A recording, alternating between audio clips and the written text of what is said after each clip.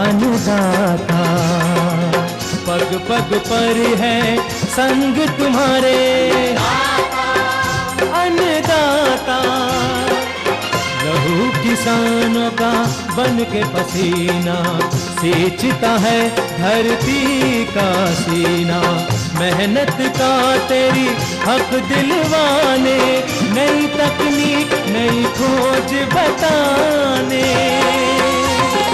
पशुधन को गुणवान बनाना, पौध सुरक्षा को सिखलाना, खेती के सब गुर समझाने, भारत का सरताज बनाने। आठों पहर है संग तुम्हारे अन्नदाता अन्नदाता। सुप्रभात। सूरज की पहली किरण के साथ मैं हिना जुबैर आप सभी दर्शकों का अन्नदाता कार्यक्रम में स्वागत करती हूं। चलिए सबसे पहले देखते हैं कि क्या है विशेष आपके लिए आज के कार्यक्रम में। पपीते के फलों से पपैन निकालने की प्रक्रिया व इसके प्रोसेसिंग पर जानकारी।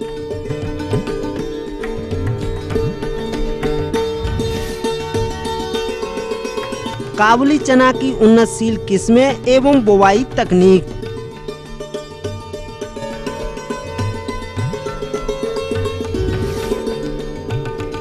फूल गोभी की फसल में किए जाने वाले कर्षण कार्य।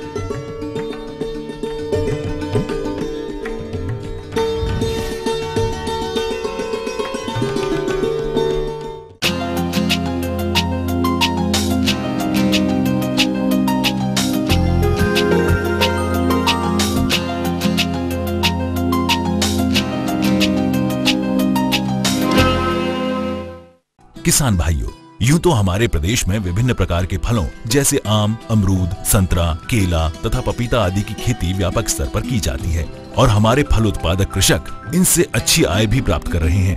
लेकिन यदि पपीते की खेती की बात की जाए तो इनके उद्यानों से कृषक एक निश्चित समय तक ही अच्छा उत्पादन ले पाते हैं।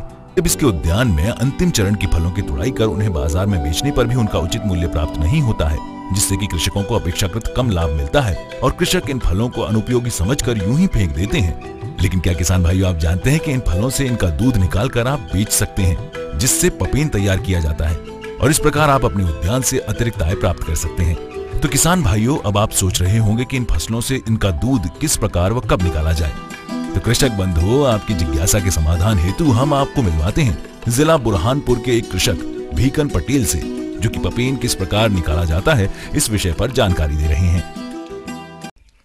हम 8 महीने का फल हो जाता जब से चालू करते, ये कचाकड़ी की जो पन्नी पड़ी है इसके ऊपर हम दूध काट दें, झाड़ को पन्नी सही लगाते हैं, उसके ऊपर मट्टी ना गिरे और कोई कचरा ना गिरे, और उसके बाद में हम मोजे पहन लेते हाथ में और हमारे हाथ खराब ना हो, नहीं तो दूध से हाथ फूट जाते हैं, खून निकलता है समझ लो।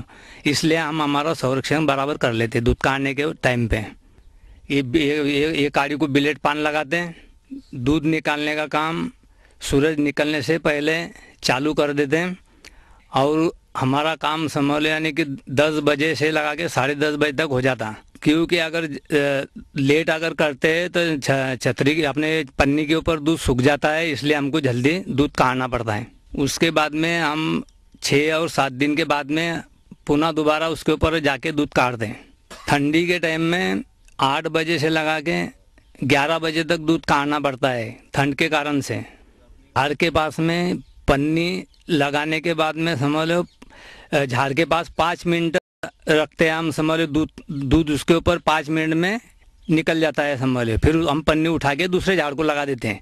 किसान भाइयों, अभी आपने जाना कि पपीते से किस प्रकार व कब दूध निकालें।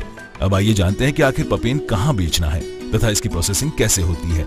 इस संदर्भ में जानकारी देने हेतु हमारे बीच उपस्थित हैं जिला बुरहानपुर के डॉक्टर नितिन चौधरी।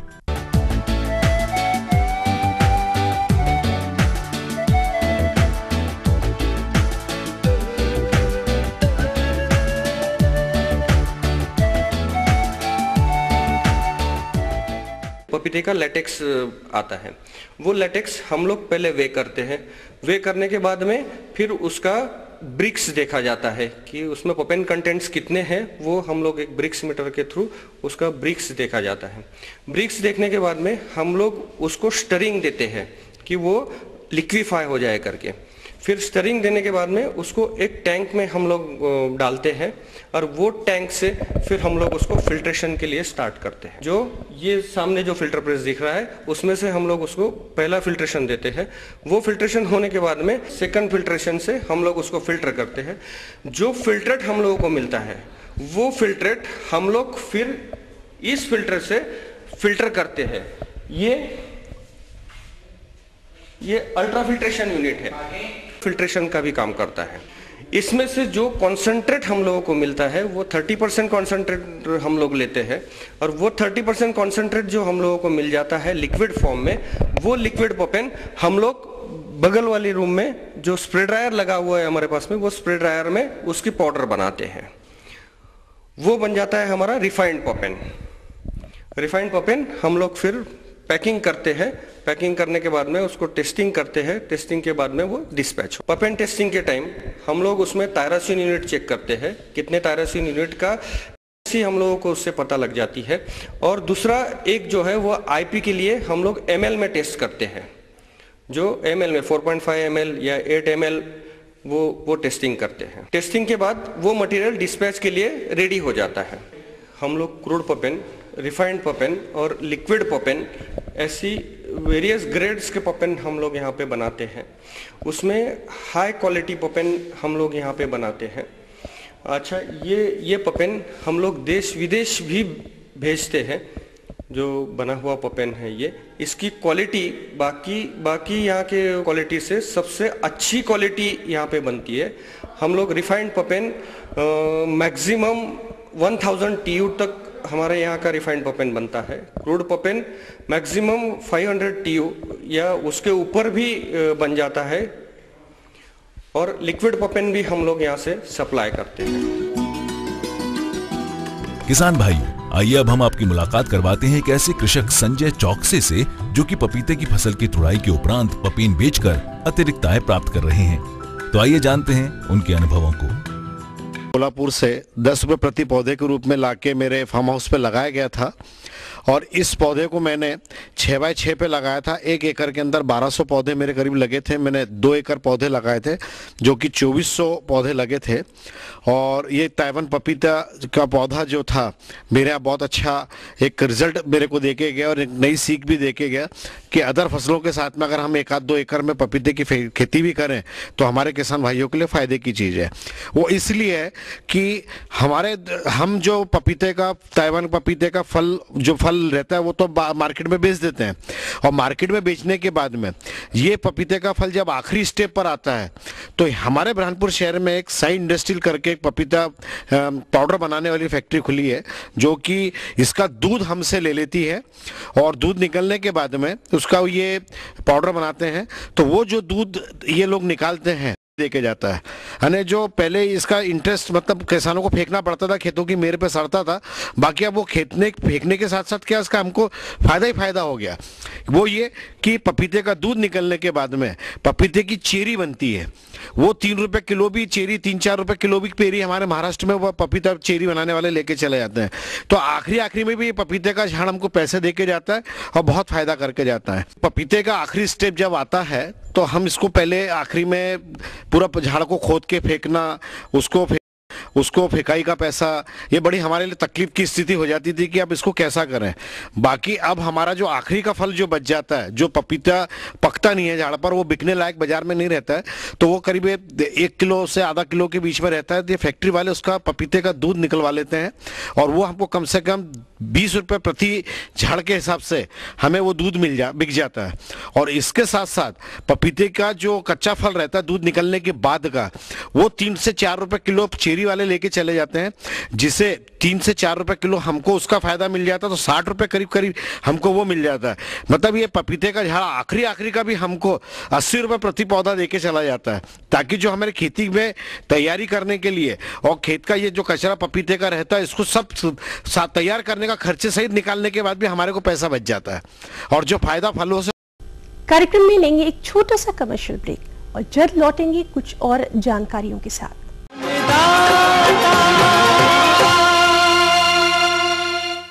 आपका वही डबल घोड़ा सुपर अब बन गया है ग्रोमो डबल घोड़ा सुपर। ग्रोमो डबल घोड़ा सुपर क्वालिटी में सबसे ऊपर। राष्ट्र भर में राष्ट्रीय समाचार।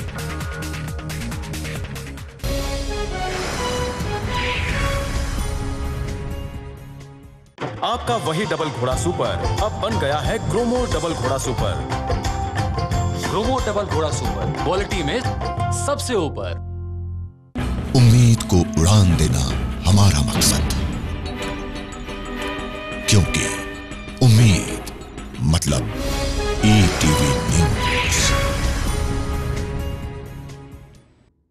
आपका वही डबल घोड़ा सुपर अब बन गया है ग्रोमो डबल घोड़ा सुपर।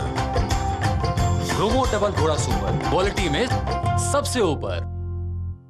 भूले बिसरे गीत ईटीवी के सभी हिंदी चैनलों पर। आपका वही डबल घोड़ा सुपर अब बन गया है ग्रोमो डबल घोड़ा सुपर। ग्रोमो डबल घोड़ा सुपर क्वालिटी में सबसे ऊपर। राष्ट्र भर में राष्ट्रीय समाचार।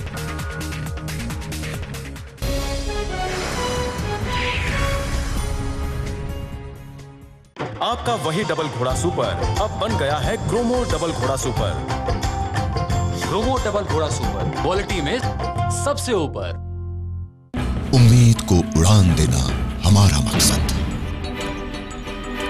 क्योंकि उम्मीद मतलब ईटीवी न्यूज।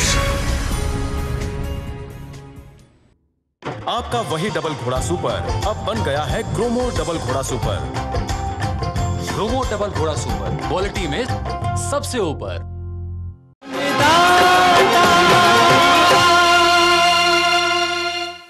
ब्रेक के बाद एक बार फिर से आप सभी दर्शकों का अन्नदाता कार्यक्रम में स्वागत है। बढ़ते हैं अगली प्रस्तुति की ओर।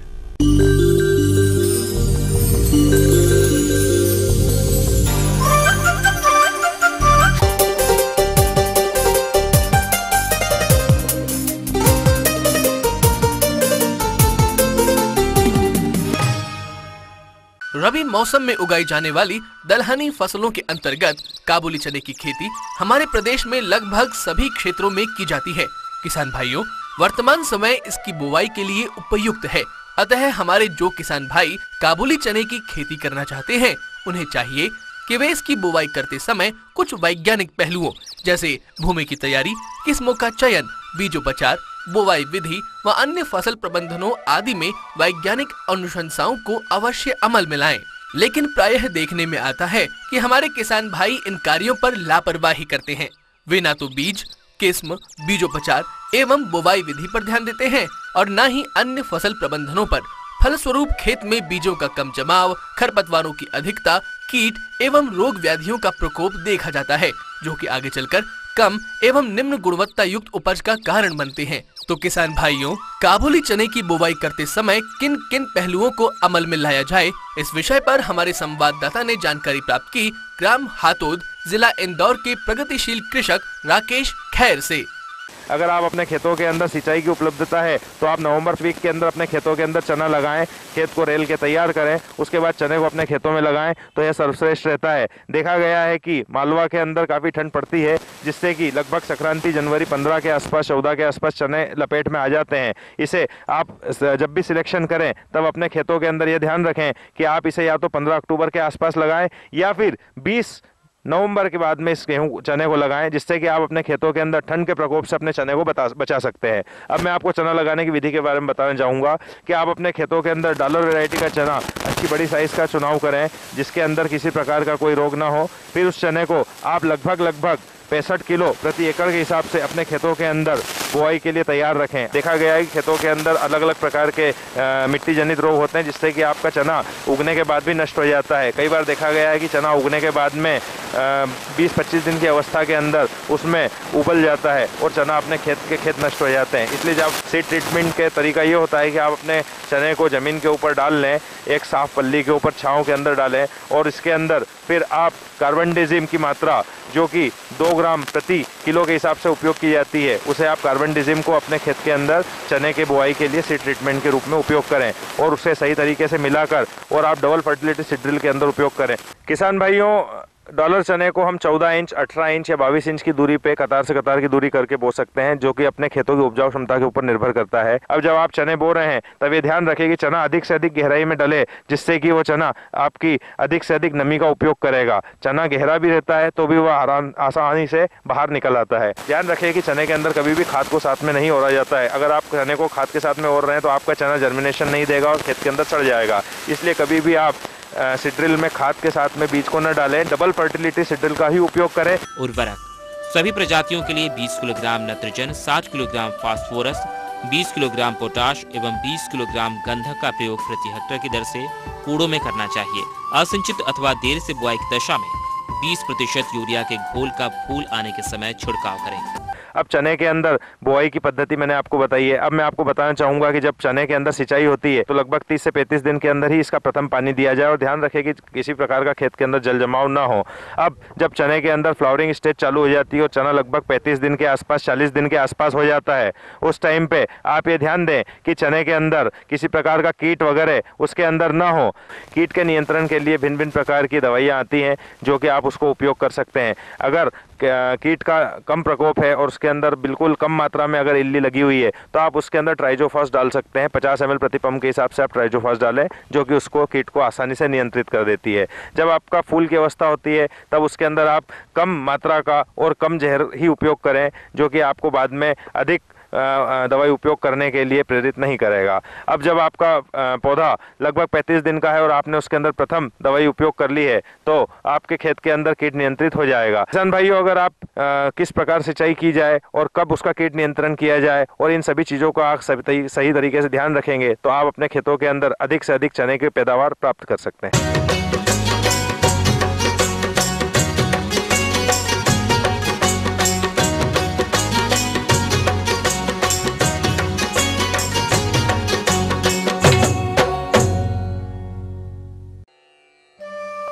हमारे प्रदेश में अनेक प्रकार की सब्जियों की खेती की जाती है। इसी के अंतर्गत अगर हम फूल गोभी की बात करें तो हमारे जिन किसान भाइयों ने समय से इसकी रुपाई की होगी वह इस समय वानस्पतिक वृद्धि की अवस्था लिए खेतों में खड़ी होगी।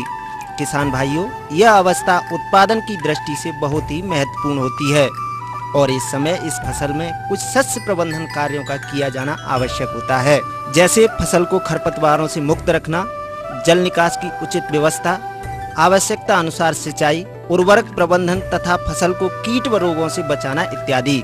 लेकिन प्राय देखने में आता है कि हमारे कुछ किसान भाई जानकारी के अभाव में या फिर लापरवाही बस इन प्रबंधन कार्यों पर कोई विशेष ध्यान नहीं देते हैं, जिससे उनकी फसल पर जल्द ही अनेक प्रकार के कीट व रोगों का प्रकोप होने लगता है और फसल कमजोर हो जाती है और आगे चलकर ऐसी फसल से उन्हें वह उत्पादन नहीं मिल पाता जिसकी कि वह आशा करते हैं और किसान भाइयों को आर्थिक नुकसान उठाना पड़ता है। तो किसान भाइयों, फूल गोभी की फसल में इस समय कौन कौन से प्रबंधन कार्यों को कब और किस प्रकार से अमल में लाया जाए जिससे आपको अधिक उत्पादन की प्राप्ति हो सके, इसकी समस्त जानकारी के लिए हम आपकी मुलाकात करवाते हैं ग्राम चंदनडीही, जिला रायपुर के मुकेश कुमार खोडियार से। आज हम लोग गोभी के खेत में हैं। इसमें रेजर के माध्यम से क्यारी खींचने के बाद में इसमें जब हम लोग ड्रिप पाइपलाइन फैलाते हैं तो ये देखना पड़ता है कि ड्रिप पाइपलाइन हमारी कहीं चौक तो नहीं है। और जब ड्रिप पाइपलाइन चेक हो जाती है उसके बाद में इसमें हम लोग 4 फीट का इसीलिए रखा हुआ है क्योंकि हमारा ये रेजर से खींचा हुआ है और मोटा मेड़ बनाते हैं और ड्रिप पद्धति से लगा हुआ है, इसलिए इसको डिस्टेंस थोड़ा सा बढ़ा दिया गया है। शुरुआत में तो अपने को 2-3 दिन अच्छे से पानी देना चाहिए ताकि पौधा हमारा सेट हो जाए। जैसे हमारा पौधा सेट हो गया उसके बाद में कम से कम 4 से 5 दिन तक इसमें जो पानी है वो रोक करके दें।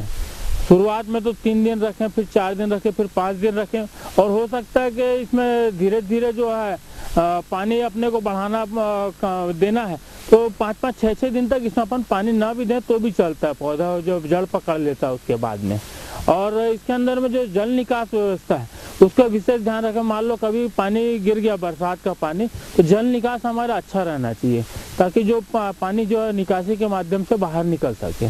खरपतवार जैसे मेड़ में अपन देखें तो यहाँ पे अपने मेरे खेत में आप देख रहे होंगे, खाली जहाँ पे ड्रिप है, ड्रिप के आसपास में 2 लाइन लगाई गई है गोभी की, और वहीं पे आपको खरपतवार दिखेंगे। तो उसे अपन आसानी से कम लेबर लगा करके उसको निंदाई करवा सकते हैं, ठेका दे करके।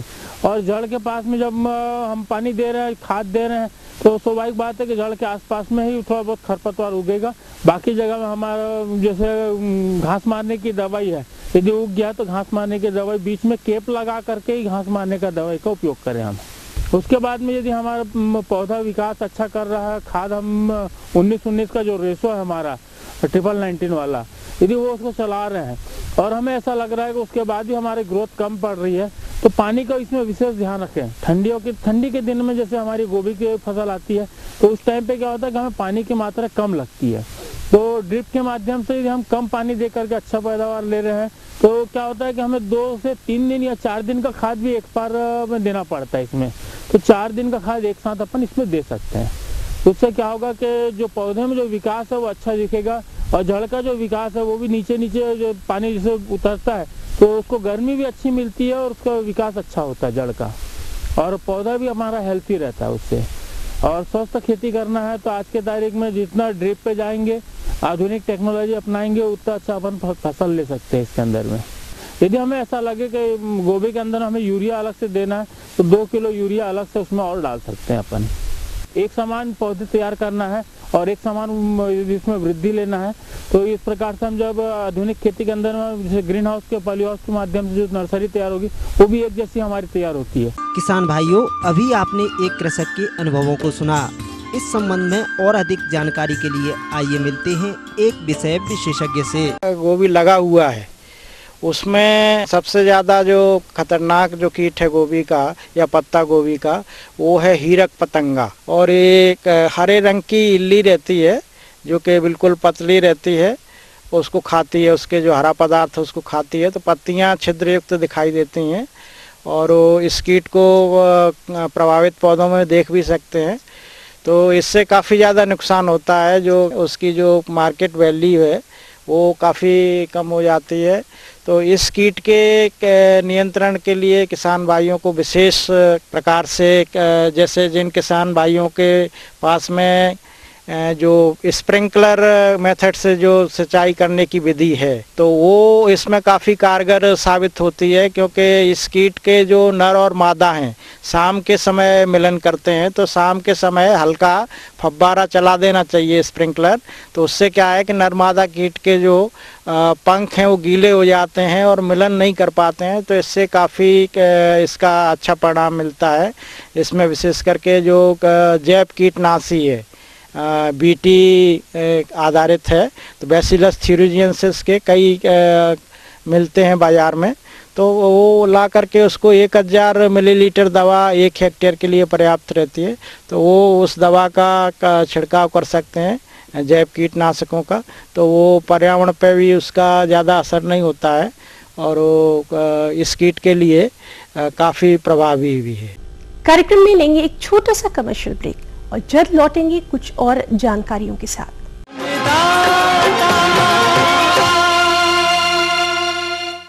आपका वही डबल घोड़ा सुपर अब बन गया है ग्रोमो डबल घोड़ा सुपर।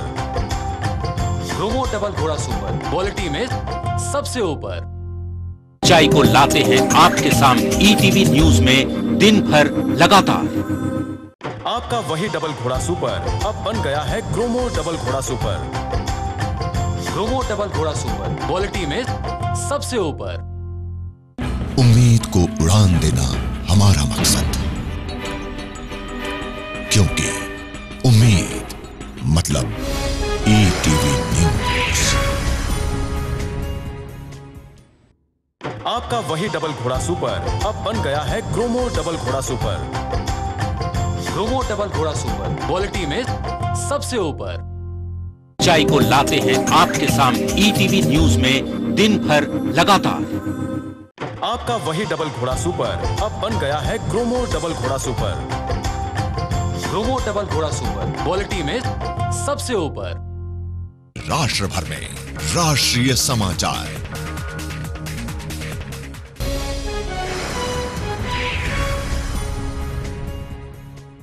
आपका वही डबल घोड़ा सुपर अब बन गया है ग्रोमो डबल घोड़ा सुपर। ग्रोमो डबल घोड़ा सुपर क्वालिटी में सबसे ऊपर। राष्ट्र भर में राष्ट्रीय समाचार।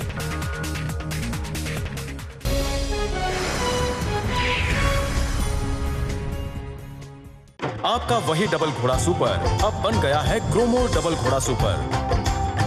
ग्रोमो डबल घोड़ा सुपर क्वालिटी में सबसे ऊपर।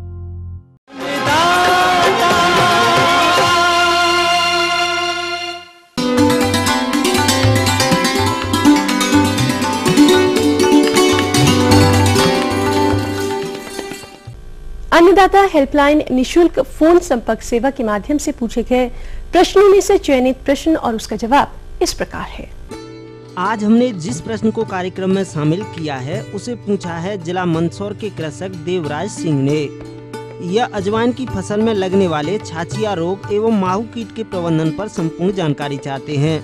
तो देवराज सिंह जी, आपकी जानकारी हेतु प्रस्तुत है कार्यक्रम का यह अंश। किसान भाइयों, इस समय चूँकि इसमें कुछ मुख्य समस्याएं हैं। एक तो ब्लाइट की समस्या आती है, सूखने की समस्या आती है और इसके अलावा कुछ रस चूसक इसमें कीड़े लगते हैं, मोयला मच्छर इस टाइप के लगते हैं। तो अगर सूखने की समस्या आ रही है तो आप एक तो रेडोमिल का इस्तेमाल करें। रेडोमिल 2 ग्राम पर लीटर के हिसाब से और इसका स्प्रे करें। रेडोमिल में दोनों होगा, मेटालेक्जिल होगा और मैंकोजेब होगा। इसके साथ साथ अगर समस्या रस चूसक कीड़ों की है, मोयला मच्छर इस टाइप का है कुछ, तो उसके साथ साथ अमीजा क्लोरप्रिड आता है 17.8 SL, उसका 5 ml प्रति 15 लीटर पानी में घोलकर आप छिड़काव कर सकते हैं। दोनों को एक साथ कर दीजिए, एक तो रेडोमिल और अमीजा क्लोरप्रिड, दोनों को एक साथ करके आप स्प्रे कर दीजिए तो ये समस्या आपकी नहीं आएगी।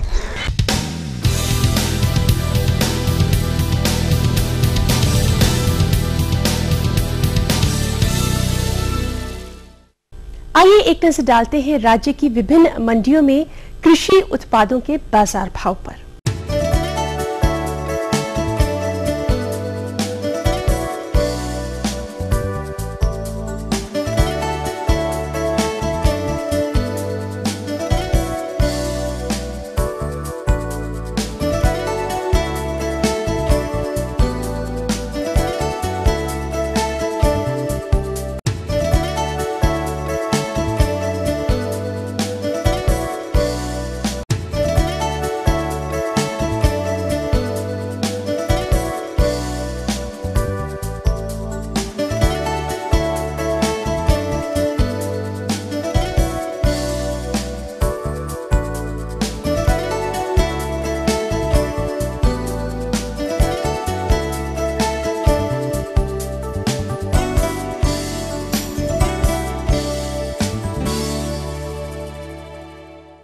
हम ये उम्मीद करते हैं कि आज का कार्यक्रम आप सभी दर्शकों के लिए उपयोगी रहा होगा।